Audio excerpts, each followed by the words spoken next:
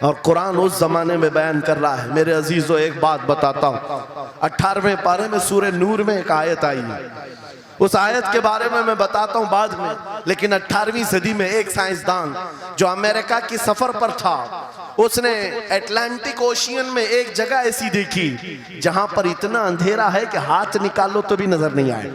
سورج کی روشنی بھی نہیں پڑتی۔ واپس آ کر کے اس نے کہا میں نے ایک ایسی جگہ دریافت کی ہے جہاں سورج کی روشنی ہی نہیں پڑتی اور اپنی آنکھوں کو کچھ نظر نہیں آتا، اگر ہاتھ نکال کر کے دیکھو سمندر کے بیچوں بیچ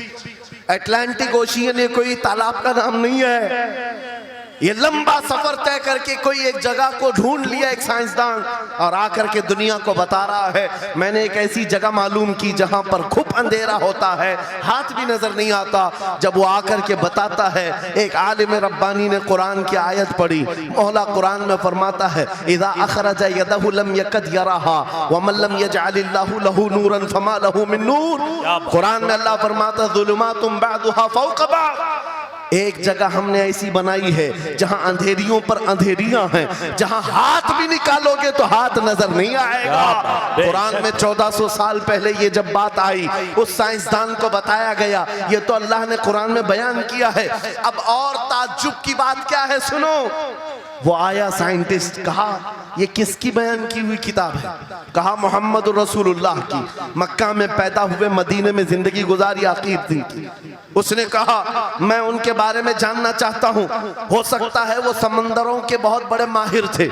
وہ سمندری علوم کے بارے میں بہت کچھ جانتے تھے، انہوں نے زندگی کا بہت سارا حصہ سمندروں کے سفر میں گزارا ہوگا، اس زمانے میں ان کو اٹلانٹک اوشین میں موجود یہ اندھیرا کیسے پتا چلا؟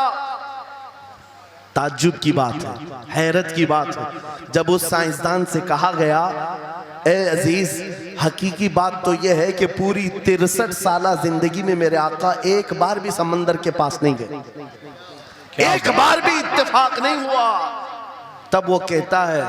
جو بندہ کبھی سمندر کے سفر پر گیا ہی نہیں اور وہ اٹلانٹک اوشین میں موجود اندھیریوں کی بات کرتا ہے تو پھر یہ اپنے پیٹ سے نہیں، یہ اللہ کی بات کر رہا ہے، کیا بات، بے شک یہ خالق سمندر کی بات کر رہا ہے بے شک، جس نے وہ اندھیری